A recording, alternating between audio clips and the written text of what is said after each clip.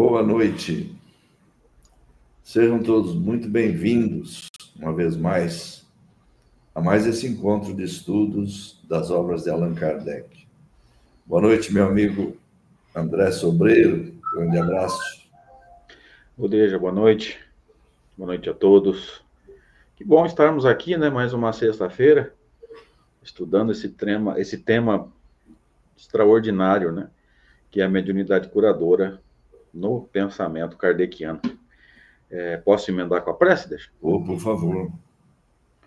Então vamos lá. Vamos agradecer mais uma oportunidade de estarmos aqui,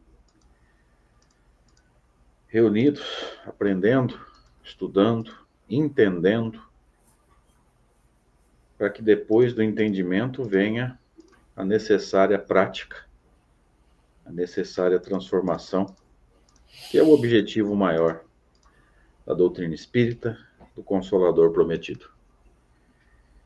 Agradecemos os espíritos amigos pela presença, já rogando o amparo maior deles, para que nós possamos desenvolver um estudo proveitoso para todos nós, inclusive para os expositores, mas que seja também agradável, Senhor, prazeroso, que fique sempre aquela vontade de continuar estudando, que também precisa ser uma característica de todo o estudo. E é nessa expectativa que nós rogamos permissão maior para iniciar nesse momento mais esse encontro. E que assim seja. Assim seja. De início, agradecemos, como sempre, os canais de YouTube da Livraria Espírita Rio Preto, do Centro Espírita Dona Rosa, e o Facebook do Centro Espírita Francisco de Assis, todos aqui de São José do Rio Preto, interior de São Paulo, por retransmitirem esse estudo. E antes de darmos início propriamente ao estudo, também uma informação. O nosso companheiro, amigo Henri Neto, da Paraíba, João Pessoa, está ausente novamente hoje porque ele teve compromissos profissionais que o obrigaram a ausentar-se e impossibilitaram a sua participação na noite de hoje. Lamentamos a sua ausência, esperamos que na próxima ele possa estar conosco. Bom, André, mais alguma observação ou vamos já para o trem? Por mim, toca o bonde.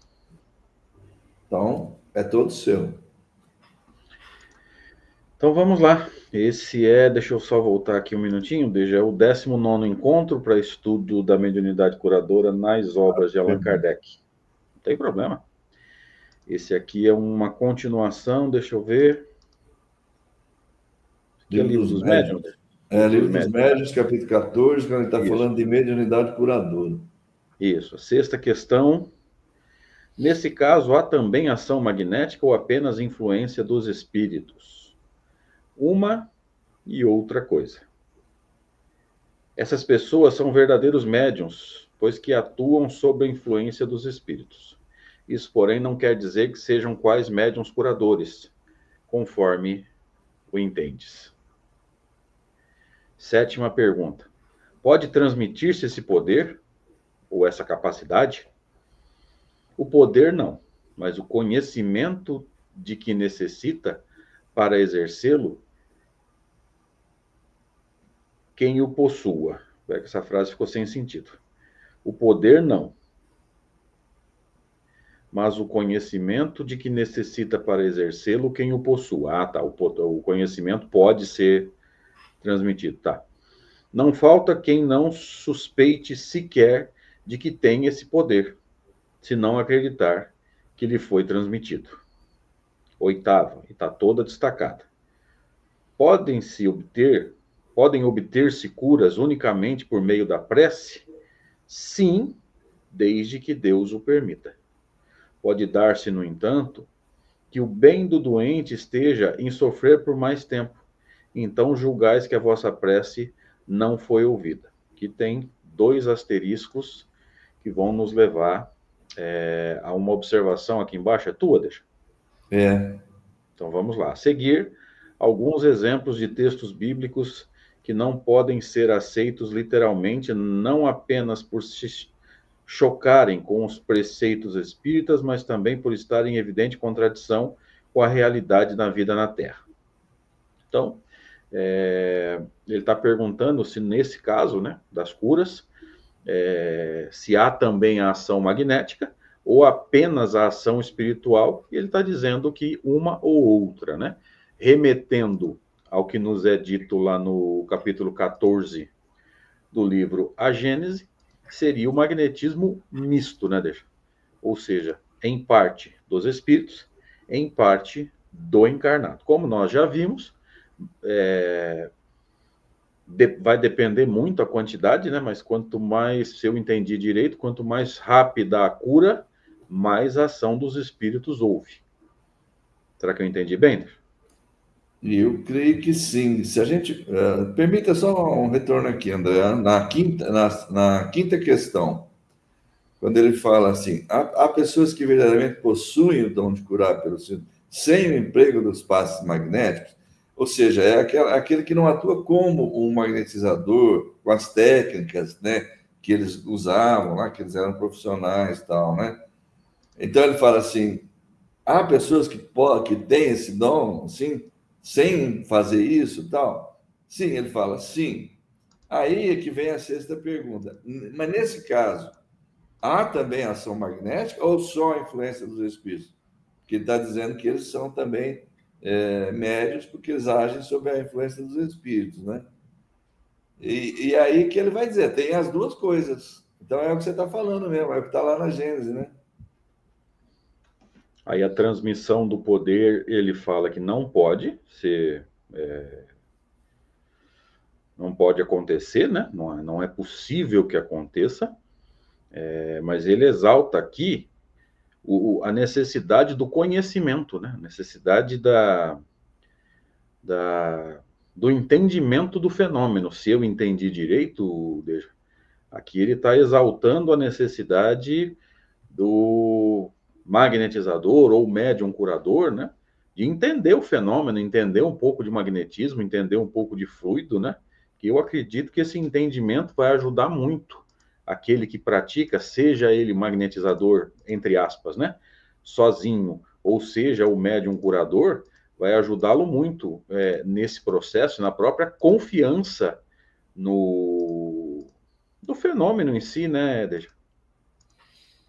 Eu entendo que como ele perguntou se o poder pode ser transmitido, poder a gente poderia, como você fez agora há pouco, mudar para faculdade. Essa faculdade pode ser transmitida, que eu tenho, eu posso passar para você? Não. Ou você é médium.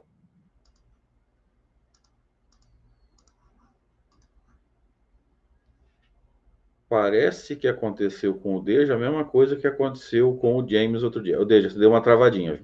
Eu acho que eu voltei, né? Voltou.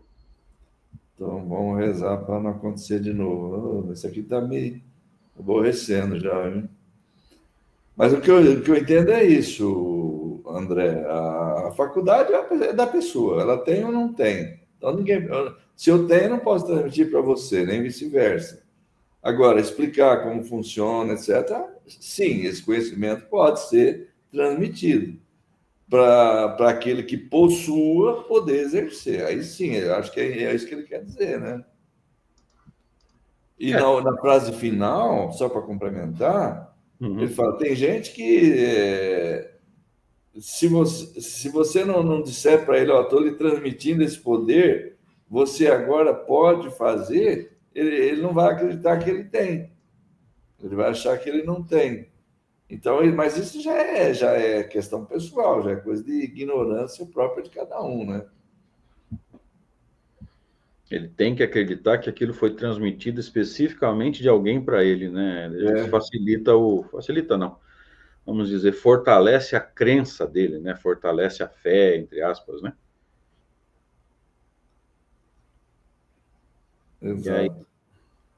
E aí a oitava, né? Pode-se obter curas unicamente pela prece? Sim, desde que Deus o permita.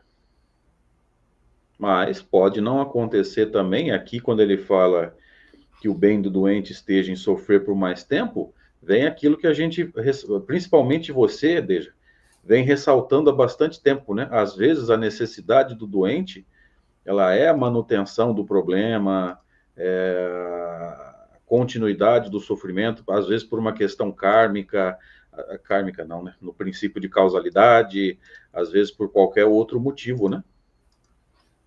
Pois é. Nós destacamos, negritamos inteiramente essa questão número 8, em parte por causa disso mesmo que você falou aí, porque isso aí é um assunto que às vezes as pessoas não entendem muito bem, principalmente fora do espiritismo, né? Então, o fato da gente colocar isso em destaque é para que fique claro, e repito, especialmente para aquelas pessoas que não tendo ainda estudado o espiritismo, não entendam como é que isso aí pode se dar, como é que sofrer por mais tempo possa significar o bem da pessoa. Nós temos analisado isso por várias vezes, não custa falar duas palavrinhas a respeito, de novo, né, André? Nós, porque aí tem aquela coisa de todo um conhecimento espírita, que obviamente se a pessoa está chegando agora não vai ter, mas de alguma forma nós sabemos que nós estamos num determinado momento do nosso processo de crescimento espiritual, estamos reencarnando num mundo que se chama de provas e expiações, e que ainda somos espíritos imperfeitos, espíritos de terceira ordem, como o Espiritismo chama, e que ainda passam por provas e expiações. Provas estas e expiações estas que, via de regra, são escolhidas por nós próprios antes da encarnação, a partir de um exame que fazemos, gozando de uma lucidez mais completa no mundo espiritual, libertos da ilusão da matéria, aquela coisa toda que a gente sabe. E aí a gente escolhe determinados gêneros de prova, quer para expiar determinadas faltas do passado, com mais eficácia, nos libertarmos, nos redimirmos perante as leis divinas, quer como provas para crescimento também, que não tenha ligação com expiação. Então, num dado momento, por exemplo, aqui na Terra, encarnado, você está passando por a doença, por exemplo, a enfermidade, é um tipo de prova, né? Então, aqui a pergunta oitava é específica a esse respeito. Então, vamos ficar nela. Podem ser obtidas curas por meio da prece? Pode, desde que Deus o permita. O que significa isso? Desde que esteja dentro das leis divinas, desde que atenda os propósitos das leis divinas. Se nós, antes de reencarnarmos, pedimos, porque sabíamos que era extremamente eficaz para o nosso processo de libertação e crescimento, determinado gênero de prova, ela não vai poder simplesmente ser removida da nossa vida por consequência de uma prece, porque isso seria nos prejudicar ao invés de nos auxiliar. Se nós que estávamos conscientes da necessidade pedimos isso, e sabíamos que isso era para o nosso bem, para que pudéssemos crescer, então não pode agora, nesse momento, porque a gente está contrariado aqui, que uma simples prece possa mudar esses desígnios. Basicamente isso. Por isso, isso justifica a frase que vem em seguida. Pode dar-se que o bem do doente esteja em sofrer por mais tempo. O quê? Porque aquela prova ainda não chegou ao final, ela ainda precisa seguir o seu curso por mais tempo, porque ela ainda não atingiu o resultado desejado. Então, a pessoa ainda precisa de mais um pouco de tempo para que aquela prova possa ser superada. Então, Jesus, por exemplo, quando ele fazia determinada cura, é porque ele sabia que aquela prova estava superada, ou ele via condições favoráveis para fazê-lo. Do contrário, ele não faria.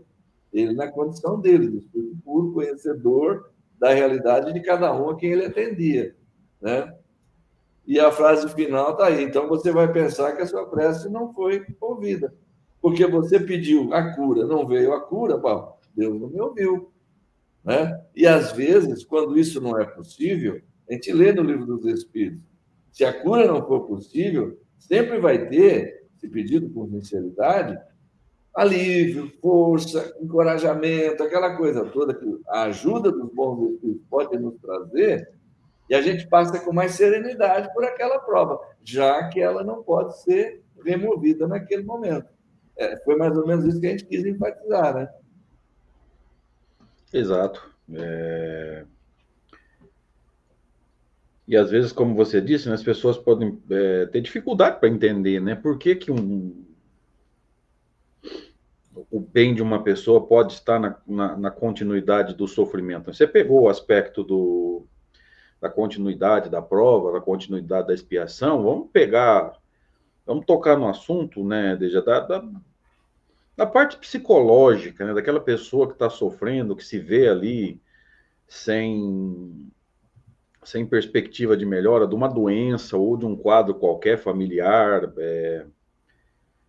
financeiro. Eu sei que o estudo é sobre cura, né? Mas dá para extrapolar um pouco, né? Nessa fase, gente, a gente fica extremamente reflexivo, né? Muitos de nós buscam perguntar a Deus, aos bons espíritos, ao anjo guardião, né? Por que está passando por isso? Isso é mais importante do que parece, né? Porque quando os espíritos vão dizer lá no Evangelho segundo o Espiritismo que a gente não deve encurtar a encarnação de uma pessoa que está sofrendo, primeiro eles falam, você não sabe se esse sofrimento vai ter um fim, se está nos desígnios de Deus que esse sofrimento acabe e a pessoa retorne à sua vida normal, vamos dizer assim. Depois vão dizer que nessa fase a pessoa repensa tudo que ela fez durante a encarnação, todo o orgulho, toda a vaidade, tudo aquilo que ela fez em nome de coisas que ela acreditava e que agora ela vai pensar, fala, poxa, o que eu fiz em nome de uma bobagem, né? Eu ofendi pessoas, humilhei, etc, etc. Então essas fases, por mais difíceis que elas possam ser, elas são extremamente importantes no nosso processo de evolução, de autoconhecimento, de parar, de olhar para dentro, de olhar para nós mesmos, né? De prestar atenção na nossa conduta na hora das dificuldades, né? Se a gente se mantém firme na fé ou se começa a reclamar, enfim, são fases importantes, embora dolorosas, mas importantes nesse processo de autoconhecimento, né?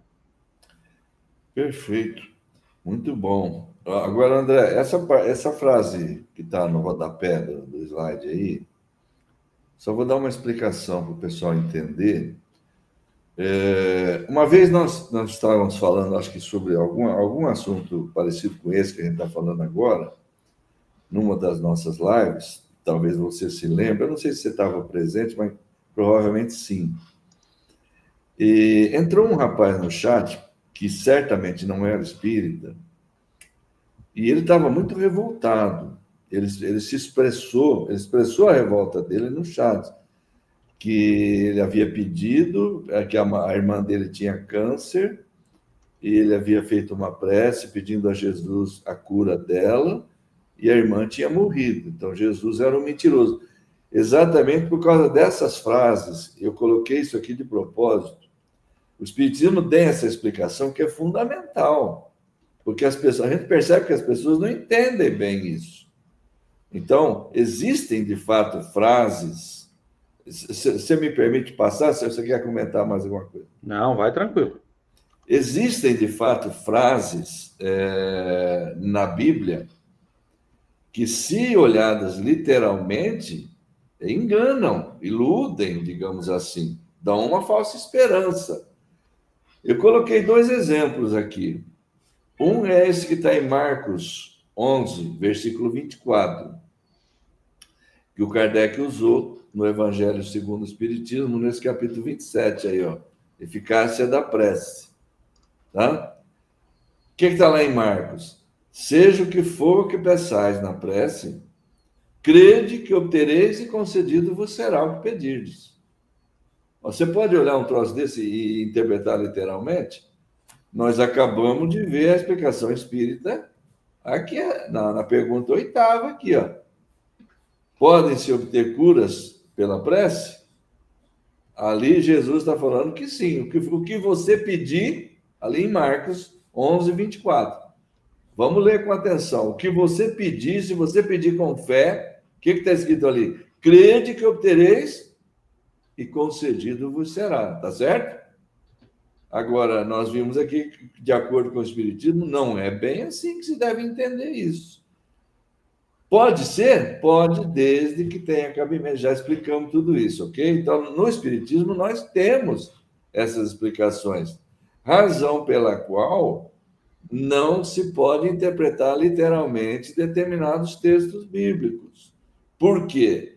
Da nossa parte, porque se chocam com os preceitos espíritas, que a gente já estudou e aprendeu. Mas também por estarem em evidente contradição com a realidade da vida na Terra. Vou pegar o exemplo daquele rapaz lá, infelizmente, pedindo desculpas a ele, mas o exemplo dele foi interessante. Eu pedi a cura da minha irmã. Eu imagino que ele tenha pedido com toda a fé do mundo. A cura da irmã, ela estava com câncer e ela morreu. Mas não é isso que Jesus está falando aqui, ó. Se você pedir com fé, você vai ser atendido? Então, cuidado com essas interpretações. É isso que a gente quer chamar a atenção. Tem uma segunda aí, um segundo texto, que está em João, capítulo 14, versículos 13 e 14. Esse capítulo 14 de João está naquela fase final em que Jesus está reunido com os seus apóstolos, unicamente com eles. Ele anuncia a vinda do Consolador, ele fala um monte de coisa. Na casa do Pai há muitas moradas. Enfim, é um texto bem longo. Esse momento final de Jesus com os apóstolos vai do 13 ao 17 de João. São 5 capítulos. Depois ele sai daí, vai ser preso e vai ser enforcado. Então é o momento... Enforcado não. Quem falou isso foi o Lula. Vai ser crucificado. Mas tudo bem, vamos lá, vamos em frente. O que está lá? Vamos lá. Essa aqui o rapaz aquele dia citou, André, não sei se você lembra. O rapaz citou essa aqui, o que eu vou ler agora. Ó. E tudo quanto pedirdes em meu nome eu o farei, para que o Pai seja glorificado no Filho. Se pedirdes alguma coisa em meu nome, eu o farei. Então, ele botou essa aqui no chat aquele dia lá. E aí eu me lembrei dessa outra de Marcos, que está inclusive no Evangelho segundo o Espiritismo. São textos que, se olhados assim, entendidos literalmente, permitem supor que basta você pedir para obter. Quer dizer, cuidado com essas interpretações. Isso não é... São 2 exemplos pequeninos, mas a Bíblia está repleta de contradições. Repleta. E não é só contradição com a realidade da vida, não é contradição dela com ela mesma. O que você lê num livro... Você lê lá no Êxodo alguma coisa, vai lá em Ezequiel, está diferente, você vai lá em Jeremias, está diferente, tem tudo isso. Então é preciso ler a Bíblia, não com aquela ideia de que a Bíblia é a palavra de Deus e tudo que está ali é a perfeita expressão da verdade, porque não é. Se num lugar ele fala assim, na outra ele fala não, então não, ou um dos dois está errado, né? Aí, eu vou te passar já, vou só ler essa parte do texto do Evangelho, do capítulo 27. E nós temos isso, nós espíritas mais ainda. Não podemos interpretar essas coisas assim, literalmente, de forma ingênua. Porque a gente tem o Espiritismo. O Espiritismo é a terceira revelação. Os caras ficam se baseando naquilo que está no Evangelho, é a segunda revelação. E ali não se sabe quem escreveu, que hora escreveu, se entendeu realmente o que Jesus falou, se não entendeu, se escreveu conforme achou que era, 40 anos depois. Nós não sabemos disso. Então, vamos devagar com a dor. O que o Kardec escreveu em O Evangelho segundo o Espiritismo? Capítulo 27, Pedi obtereis, no subtítulo chamado Eficácia da Prece. Item 7. Desta máxima, concedido vos será o que quer que pedirdes pela prece. Ele está pegando aquele texto de Marcos que ele tinha colocado em epígrafe, quando ele começou esse texto. Fora ilógico deduzir que basta pedir para obter. E fora injusto acusar a providência se não atende a toda súplica que se lhe faça, uma vez que ela sabe melhor do que nós o que é para o nosso bem. É como procede um pai criterioso, que recusa ao filho o que seja contrário aos seus interesses. Em geral, o homem vê apenas o presente, Ora, se o sofrimento é de utilidade para a sua felicidade futura, Deus o deixará sofrer. Como o cirurgião deixa que o doente sofra as dores de uma operação que lhe trará a cura. Esse texto é um texto do Kardec que está repetindo nesse capítulo aí. Isso expressa exatamente aquilo que a gente comentou ainda agora há pouco. A providência sabe melhor do que nós o que é para o nosso bem. Vamos entender esse texto à luz daquilo que a gente falou antes. Se nós, no mundo espiritual, antes da próxima encarnação, gozando de uma lucidez maior como espírito, conhecendo toda a nossa história como espírito, nossas realizações até então, nossas dificuldades, nossos desafios, nossas necessidades de melhoramento, coisas a serem espiadas, provas a serem enfrentadas para crescer, pedimos determinado gênero de prova, porque entendíamos que aquilo nos era benéfico e era aquilo que precisávamos para crescer, e Deus permitiu que assim fosse. O que acontece? Uma vez encarnado, é sempre bom lembrar, né, André, que nós somos espíritos de terceira ordem, e a matéria predomina sobre o espírito. Então, aquela condição que a gente tinha então, antes da encarnação, não temos mais agora.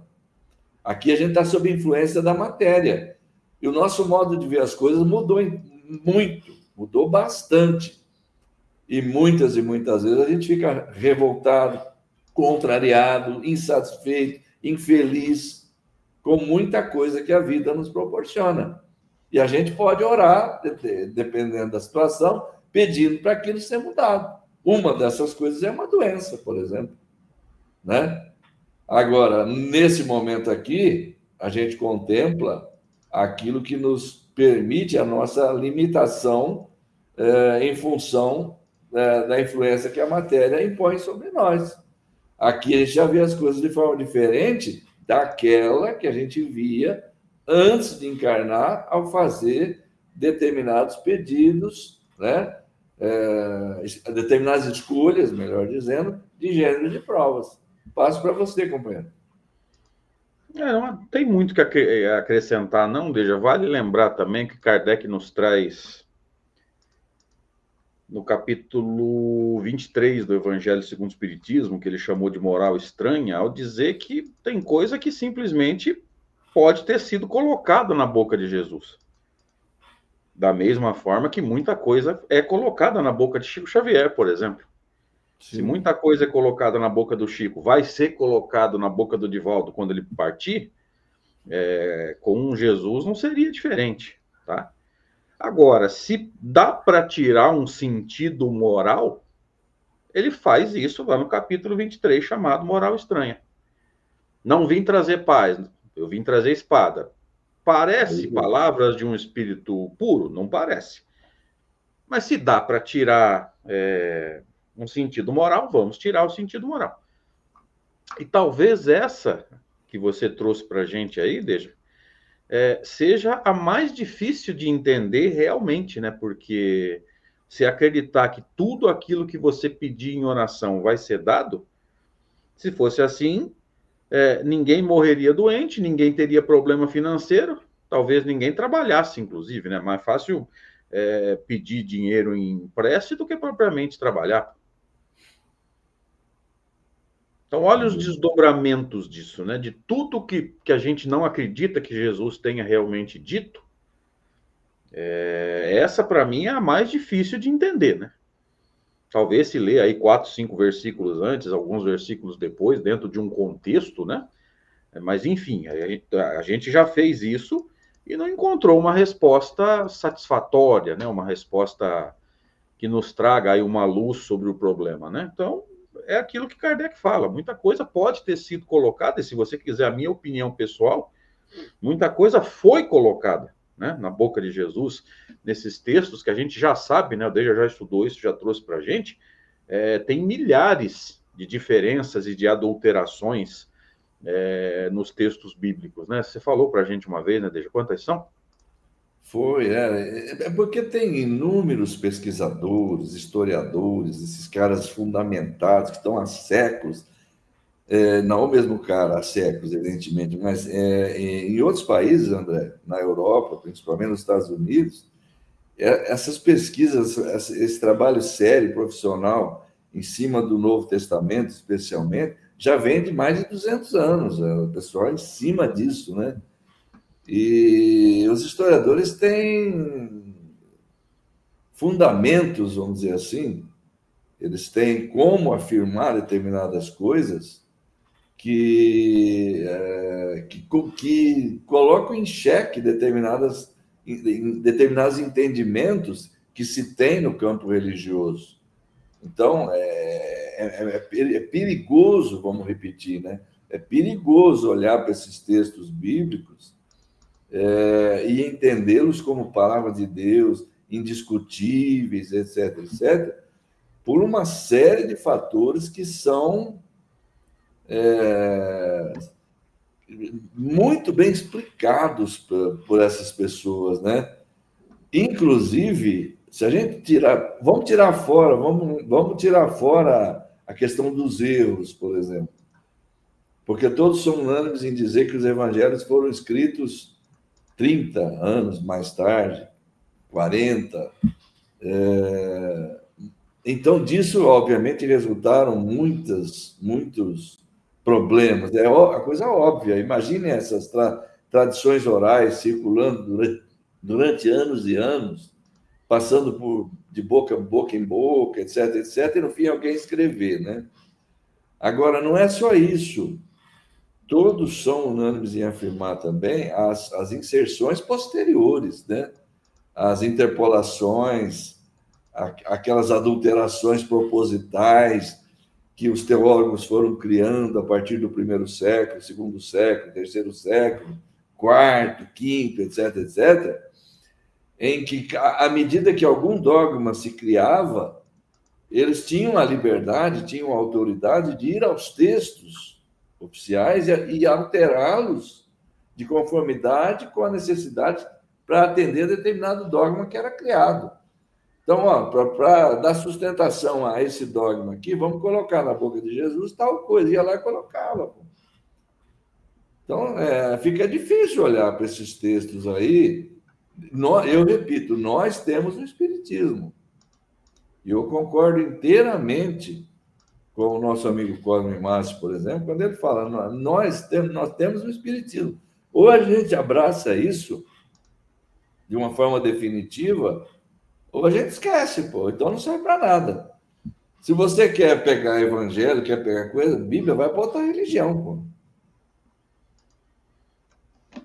Concordo plenamente. São milhares de diferenças. Não vamos chamar de adulteração, que dá a impressão de uma coisa mal intencionada, desonesta. A gente sabe que é muito possível e muito provável. Mas vamos deixar vamos deixar por diferenças, né? Olha o César aí. Mais de 400 mil alterações e mais de 6 mil adulterações e muito mais. Então, a gente sabe que muita coisa pode não ter sido dita por Jesus. Esse texto nós comentamos agora, né, lá do moral estranha, não vim trazer paz, odiar pai e mãe. São coisas que não cabem bem na boca dele, mas Kardec foi genial ao extrair delas o sentido moral, né? E essa aí que nós comentamos agora, né? Tudo que pedirdes em oração, crede que a vez de ter e assim vos sucederá, né? Pelo menos para mim, é a mais difícil de montar o quebra-cabeça. Tá? Então, a gente tem que estar tomando cuidado com isso. Esse encaixe seu foi muito, muito bem pensado, viu, Deixa? Até porque a gente se baseia no Espiritismo, é óbvio, né? Mas a própria vida desmente isso, né, André? Então não adianta, pô. Se é uma coisa que não tem lógica diante da realidade, por que eu vou bater o pé? Não, está na Bíblia, está na Bíblia, está na Bíblia. E tanta coisa que nós já pedimos e não fomos atendidos, né, Deixa? A realidade desmente, é claro. Pô. Então, peraí, vamos olhar esse texto aqui. Ou ele não falou, e alguém alterou alguma coisa aqui, ou inseriu, etc, etc. Ou o que ele quis dizer não foi isso. Então, ele precisa interpretar. O que o Kardec faz? Ele interpreta segundo o Espiritismo. Pronto. Então, para nós é isso que vale. E segundo o ponto de vista moral, né, Deja? Que para nós é o mais importante, né? Senão a gente fica apegado, e aqui a gente exalta mais uma vez, né, a genialidade de Kardec, senão a gente fica apegado a dogma religioso, né? Então, sai da parte mística, né? Sai da parte que não acrescenta nada e vamos falar do que realmente acrescenta, que é a parte moral, né? O Kardec, extremamente inteligente, vai pegar a parte moral disso tudo e vai dizer, olha, não se sabe se Jesus realmente falou isso. Já que está lá, vamos tirar o sentido moral. E aí ele pega lá no capítulo 23 e dá um show de interpretação, vamos dizer assim, né? Podemos seguir? Opa, vamos embora. Agora é seu, né? Esse encaixe fui eu que li. Vou eu agora. Livro dos Médiuns, segunda parte, capítulo 14, dos médiuns, médiuns curadores, item 176, continuação. Pergunta 9. Haverá para isso algumas fórmulas de prece mais eficazes do que as outras? Faz um cortezinho disso que a gente vai ler agora, gente, pelo amor de Deus, e mostra para o movimento espírita de uma forma geral, para parar com esse negócio de prece de Cáritas, prece de Bezerra de Menezes e prece de não sei quem. Vamos ver isso. Somente a superstição pode emprestar virtudes quaisquer a certas palavras e somente espíritos ignorantes ou mentirosos podem alimentar semelhantes ideias, prescrevendo fórmulas. Pode, entretanto, acontecer que, em se tratando de pessoas pouco esclarecidas e incapazes de compreender as coisas puramente espirituais, o uso de determinada fórmula contribua para lhe infundir confiança. Mas aqui é uma situação específica de alguém. O problema não é a prece, é a confiança. Nesse caso, porém, não é a fórmula que dá eficácia, mas na fé que aumenta por efeito da ideia ligada ao uso da fórmula. Então veja que eles explicaram aqui ainda, né, para Kardec, que a questão aí não é a fórmula em si, a prece em si, mas a confiança que a pessoa tem na prece, que faz com que a fé e os sentimentos se alterem. Então não tem nenhuma fórmula que seja mais importante, menos importante, mais bonito, menos bonito. O que acontece é que as pessoas têm confiança numa prece, seria mais ou menos aquilo que foi chamado por uma parte do movimento, apesar que, né, há diferenças conceituais, mas seria aquilo que é chamado de meio que de reflexo condicionado, né? Eu sei que o reflexo condicionado ele é ligado muito mais a instinto material.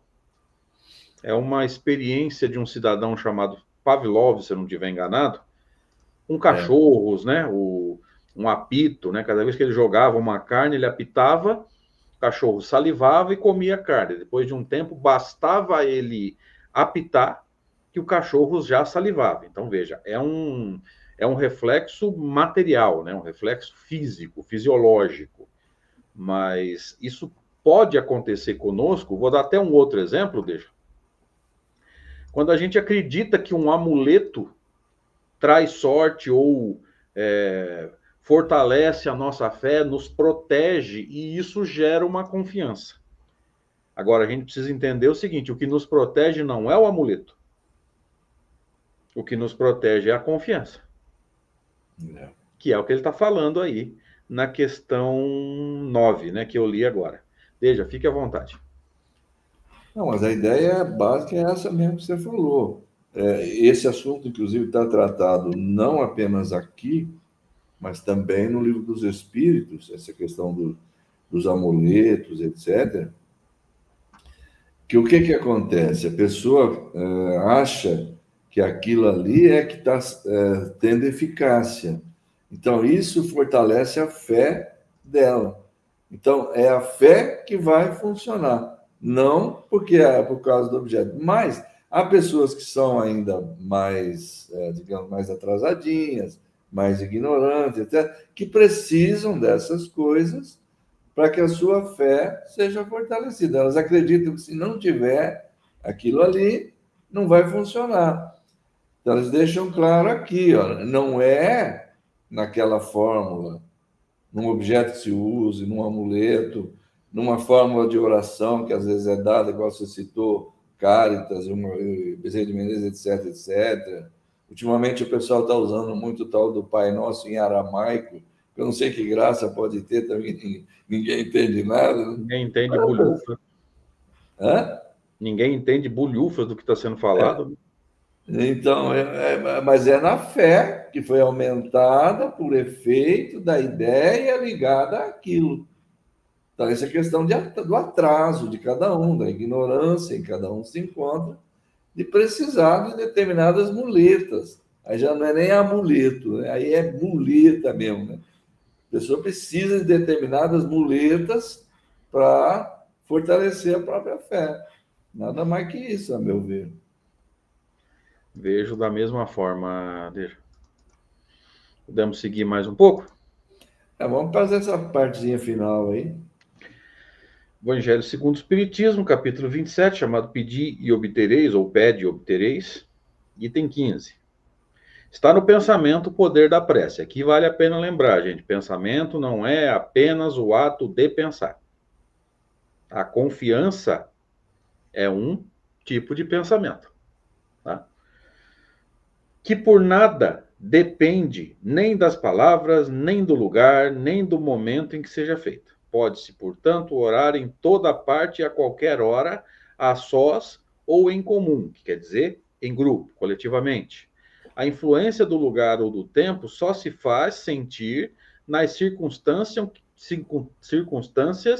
que favoreçam o recolhimento. O recolhimento aqui está bastante associado, se eu entendi direito, ao conceito de concentração, de conseguir, entre aspas, né, alienar-se das circunstâncias e concentrar-se naquilo que você está pensando. Tá? Sim. Então, veja, você, quando eu falo você, é nós, tá, gente? Isso é uma falha de linguagem minha. A gente conseguiria fazer prece num baile funk ou numa escola de samba? Uma pessoa que tem capacidade de concentração e recolhimento faria. A maioria de nós não consegue nem quando está sozinho no quarto. O pensamento já escapa sozinho, sem barulho. Há pessoas que conseguiriam nas circunstâncias mais adversas. Então, veja, vem muito mais da capacidade que se tem ou não de recolhimento, né, de concentração, de alienar-se de fatores externos, e é por isso que quando a gente faz prece, a gente sempre fala isso, né? Vamos nos desprender, vamos esquecer um pouco, fechar um pouquinho a percepção do mundo exterior e olhar para dentro. Mas por que a gente fala, vamos fechar um pouquinho a percepção do mundo exterior? Porque se você fechar totalmente, você não acompanha o estudo. Você não vai nem ouvir o estudo. Então, diminuir um pouquinho. O que é isso? Tentar não prestar atenção no barulho, tentar não prestar atenção no celular tocando o WhatsApp, tentar não prestar atenção no barulho da televisão, que pode estar ligado a outra pessoa assistindo. E outros fatores aí que possam atrapalhar a concentração, né, Deixa? Perfeitamente. Eu acho que esse texto do item 15, do Pedi e Obtereis aí, ele complementa com perfeição o texto anterior. Quer dizer, lá no Livro dos Médiuns, o Kardec havia, como ele vinha tratando da questão da prece, a prece como elemento de cura e tal, ele chegou a isso aí, né? Tem alguma fórmula de prece que seja melhor que outra, etc. Para isso, inclusive, ele fala, haverá para isso, está falando das curas, né? Haverá para isso algumas fórmulas mais eficazes. Pô, vai que tem uma prece aí que se eu fizer aquela lá, a minha irmã não morre, por exemplo, né? Ela se cura, né? Aí eu errei, fiz a outra, não deu certo, né? Aí está esclarecido, não tem nada a ver uma coisa com a outra, é óbvio. Só a superstição pode achar que nas palavras existam virtudes, né? Somente espíritos ignorantes ou mentirosos poderiam dar semelhantes instruções, porque seriam mentiras, prescrever fórmulas que não funcionam. Agora ele faz a ressalva. Agora, o que pode acontecer? Tem pessoas que são ignorantes. Quando ele fala pouco esclarecidas, aí ele está falando disso, né? São ignorantes. Não conseguem entender uma coisa puramente espiritual. Então, ela acha absolutamente necessário o uso de determinada fórmula. Que se ela não fizer aquilo lá, ela não vai ter a confiança que é preciso ter, a fé, etc. Numa palavra, né? A fé. É por isso que ele deixa claro, mas só que aí é preciso não confundir as coisas, né? A eficácia não está no objeto, no uso das palavras, da fórmula. É na fé que foi despertada, que foi aumentada pela ideia ligada ao uso daquela fórmula, né? Ao uso daquele objeto, daquele amuleto, seja lá do que for. Aí o texto do Evangelho segundo o Espiritismo é preciso nesse aspecto. A coisa está no sentimento. Porque pensamento, a gente sabe, né? A gente está repetindo isso a toda hora, né? Pensamento na obra do Kardec resume tudo isso, tudo que é da alma, né? Aí vão entrar as emoções, os sentimentos, a memória, a consciência, o mundo dos desejos, vai entrar toda essa parte aí, envolvendo a parte chamada de parte moral do ser humano. Moral no sentido amplo, não é no sentido de ética, não, é no sentido amplo, né? Aí ele fala, tá, depende nisso, o poder da prece reside nisso, né? Porque fé também é pensamento, fé é um sentimento íntimo, enfim, tudo é um pensamento. Então, não vai depender nem um pouquinho, nem das palavras, nem do lugar. Ou seja, então não precisa ser na igreja? Não. Então não precisa ser no centro espírita? Também não. Precisa ser diante de um altar? Precisa ser ajoelhado? Não, também. Então, a questão toda é atitude interior, sentimento agregado àquilo que se está pedindo na prece. O que ele faz essa ressalva do lugar? Ele faz a ressalva do lugar por causa desse problema que você citou aí. Só vai ter alguma influência, se tiver, é na medida em que favoreça a capacidade nossa de interiorizar, de mergulhar nos próprios pensamentos, de não se distrair, de manter o pensamento firme naquilo, aquela seriedade, aquela firmeza, aquela fé. Só nesse sentido, porque às vezes o lugar, como você frisou, uma balada, uma praça pública, uma roda de samba, o que quer que seja, às vezes na nossa casa mesmo, você está num lugar que tem um monte de gente, você está num corredor, passando um monte de gente, você pode até fazer uma prece ali. Vamos supor que você está lá no posto de atendimento médico, lá na UBS, lá da Zona Norte, aqui em Rio Preto, por exemplo. Pô, dá para fazer uma prece ali? Dá, ué. Claro que dá. Está cheio de gente ali, mas você pode. Se você for capaz disso, se interiorizar, se recolher espiritualmente e se isolar de tudo aquilo lá e fazer uma prece ali. Ali tem muita gente doente, muita gente precisando de ajuda, ali tem muita gente que provavelmente também está com pensamento em Deus, pedindo ajuda, embora não saiba disso. Então, vai depender muito de cada pessoa, da capacidade de compreensão que a pessoa tenha. Alguns precisam se apoiar em determinadas fórmulas. Nada contra. Quer fazer, faça. Quer ficar rezando Pai Nosso toda hora, como o pessoal faz no centro espírita? Todo centro espírita que a gente vai tem isso. Todo mundo reza Pai Nosso o tempo inteiro. E parece uma igreja. Todo mundo começa a falar em voz alta como se estivesse rezando um terço, né? Quer dizer, nós não nos desprendemos ainda, em grande parte, das tradições católicas que a gente a maioria de nós viveu por muito tempo, né? Então, parece que se não fizer assim, não orou. Então, tá, se é assim, faça, né? Se é assim que se sente bem, faça, nenhum problema. Eu só não vou acompanhar, não vou ficar lá também falando em voz alta, Pai Nosso, isso eu não vou fazer.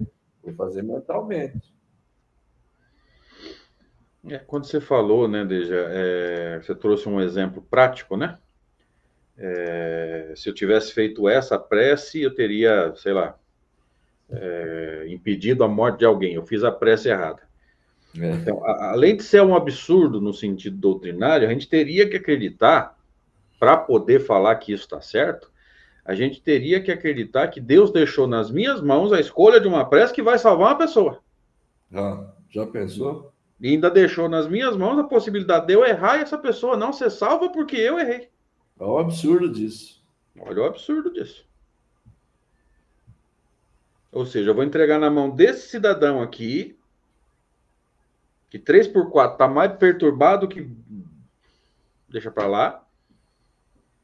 A possibilidade de salvar uma pessoa. Se ele fizer a prece certa, beleza.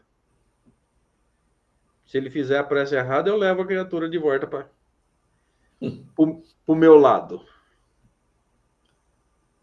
Que bom, a gente tem que começar a pensar, gente. Pelo amor de Deus, Deus não deixaria na mão de espíritos imperfeitos a possibilidade de salvar alguém ou não por erro. Então a gente pode tá colaborando através da prece, né? Fulano está sofrendo, a gente vai colaborar, a gente vai pedir o amparo dos bons espíritos, a misericórdia de Deus, esse fluido vai ser salutar de uma forma ou de outra, e é exatamente o que nós estamos estudando, vai curar ou vai só aliviar, mas a possibilidade de impedir que uma pessoa desencarne ou não, deixar nas nossas mãos, isso não é característica de inteligência suprema, né? Tenha santa paciência acreditar nisso também, né?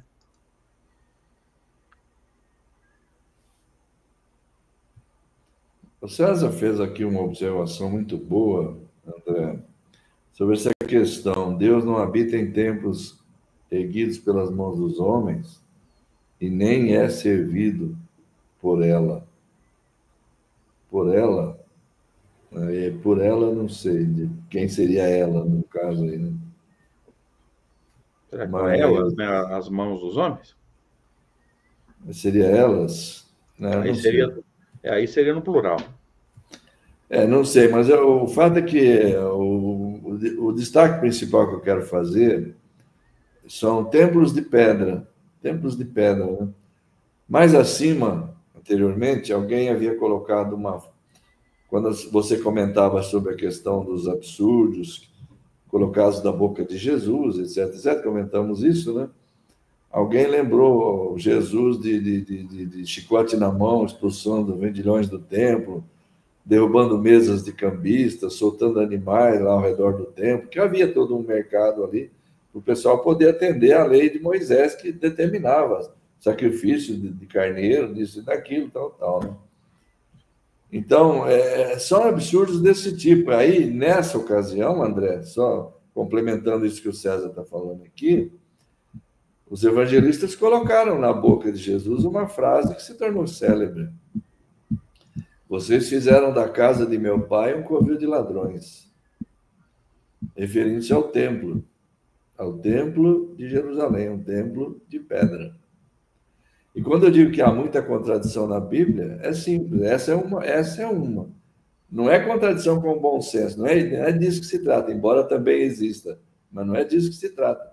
É que numa outra parte da própria Bíblia, lá em João, capítulo 4, André, tem aquela conversa dele com a mulher samaritana que ela perguntou para ele, onde é que a gente deve adorar a Deus? É lá no templo de Jerusalém ou podemos adorar aqui no nosso? Porque eles tinham construído lá, os samaritanos, né? E ele falou, nem lá, nem aqui. Vocês vão adorar em espírito e verdade, porque Deus procura a tais que assim o adorem. Então, nesse momento, ele revoga qualquer possível pensamento, ele afasta qualquer possível pensamento de que Deus habitasse um templo de pedra. E, no entanto, na outra passagem, está lá, vocês fizeram da casa de meu pai, referindo-se ao templo, um covil de ladrões. Isso nunca caberia na boca de um espírito da natureza de Jesus. Ou você fica com uma, ou você fica com a outra, porque elas são contraditórias. Eu prefiro ficar com a outra, porque Jesus nunca pensaria em associar um templo de pedra com a casa de Deus, com morada de Deus. Isso é um absurdo. É mais uma contradição, se parássemos, né? Para pensar, né? Porque a gente sabe, né? A gente que é espírita sabe que o fluido cósmico está em todos os lugares, portanto, a prece será ouvida, entre aspas, né? Esse fluido vai levar essa prece a todo e qualquer lugar, e os bons espíritos estarão, entre aspas, né, ouvindo essa prece em qualquer lugar. Então não há lugar, até porque se você fizer uma associação de passagens, eu já fiz muito isso lá nos meus longínquos tempos de estudo de Novo Testamento, você associa duas passagens, né? Uma é essa que você falou, é no Monte de Jerusalém ou no Monte daqui. Aí você associa com outra. Em verdade vos digo, né? Se disserdes a esse monte, passa daqui para lá, ele passa. Ou seja, não tem lugar, não tem monte. Todo lugar é monte para quem sabe o que é a prece, né? Para quem entende o mecanismo da prece, qualquer lugar é monte, né?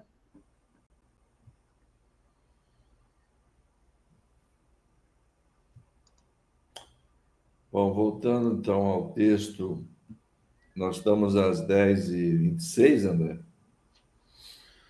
Aqui nós já comentamos, né? Esse já foi aqui. Aqui a gente tem um pedaço curto, podemos até para dar uma olhada nele, né?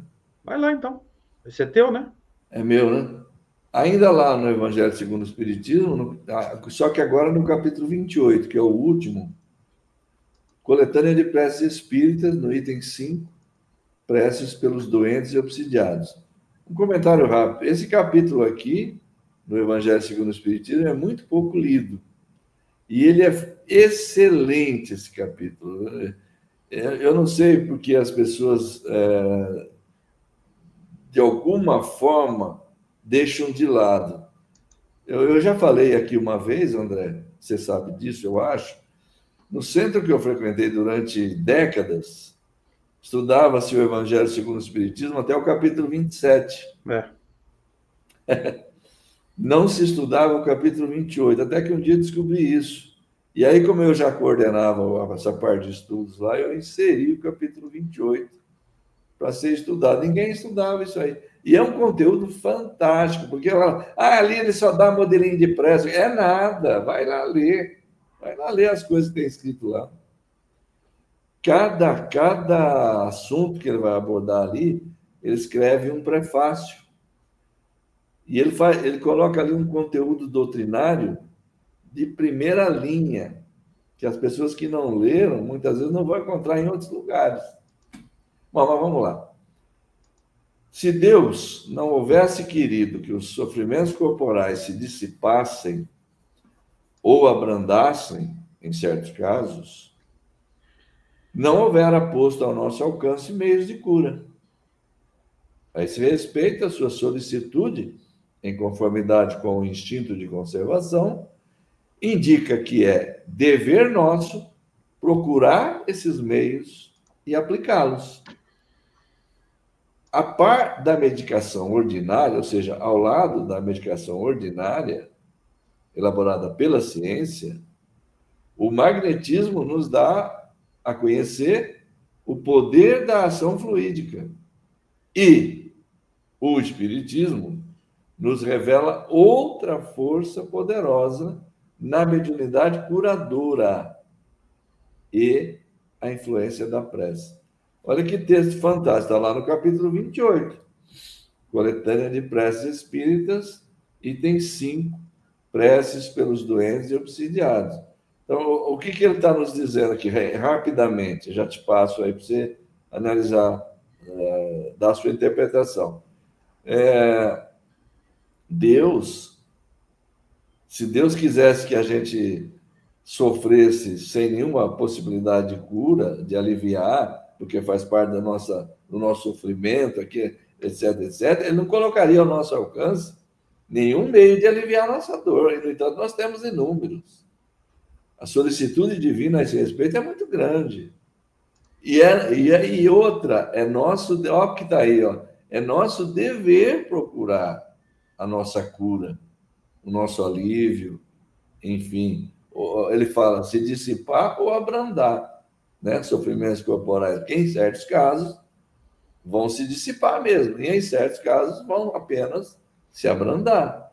Há de tudo, né, no processo, né? Às vezes uma doença, ela tem uma certa intensidade. Ela pode ser curada plenamente? Pode. Pode ser curada de imediato? Pode também. A gente viu muitos casos aqui. Agora, pode não ser? Pode também. Pode o sujeito morrer? Pode também.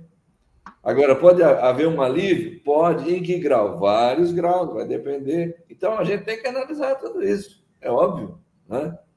E ele fala, ó, a gente tem aí o recurso médico, que a ciência está aí para isso. Mas, ao lado disso, na época, o Kardec fala, né? Na época ele fala, ó, tem também o magnetismo, que está aí, que usa o poder da ação fluídica. E agora tem mais essa, o Espiritismo vem nos trazer, nos mostrar a força existente na mediunidade curadora. Essa é uma outra possibilidade que o Espiritismo descortinou, né, André? Exato. Ele falou muito bem aqui, Deja, em conformidade com o instinto de conservação. Em mais de um ponto, no Evangelho segundo o Espiritismo, principalmente, ele vai falar que é natural que a gente queira buscar o bem-estar o melhor possível. Sim. Que o problema não está na busca do bem-estar, o problema está no exagero, quando a gente, para passar do limite, prejudica os outros. É. E isso se aplica também, né, a essa necessidade da cura, né? Se Deus quisesse que a gente continuasse sofrendo, não nos daria, por exemplo, a medicina. Não nos daria a odontologia. Continuar com dor de dente deve ser um negócio assim, né? Nossa. Então, com o Espiritismo a gente entendeu, né, que além do magnetismo, que já havia sido estudado por Mesmer antes de Kardec, ainda veio uma questão a mais, vamos dizer assim, que é a mediunidade curadora, que o Espiritismo percebeu o quê? Kardec percebeu o quê? Que além do magnetismo em si, né, que é a projeção do fluido, ainda tinha a participação dos espíritos.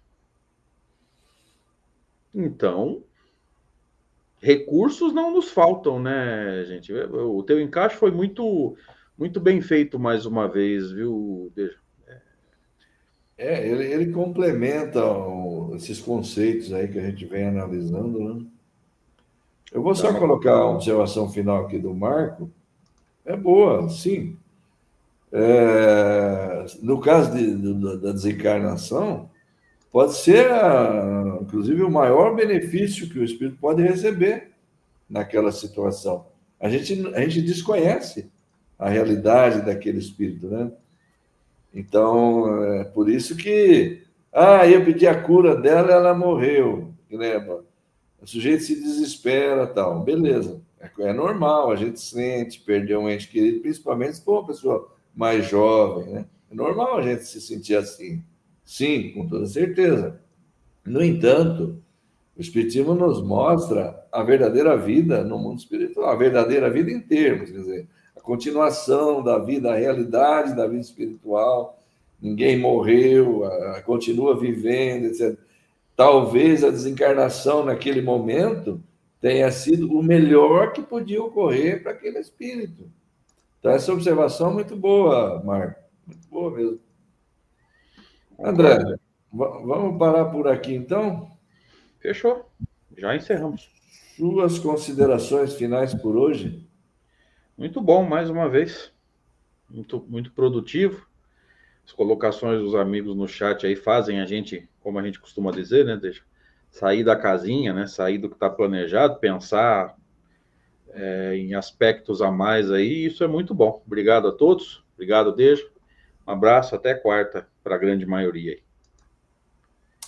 Também agradeço a você, André, grande abraço. Sempre bom que a nossa parceria nos leva a crescermos juntos, a aprendermos todos juntos. Muito obrigado a todos que estiveram conosco. pelas participações, pela atenção, pela gentileza que dedicam a nós aqui nesse estudo. Bom fim de semana a todos e da minha parte até quarta-feira no estudo do Livro dos Médiuns. Até mais. Um abraço.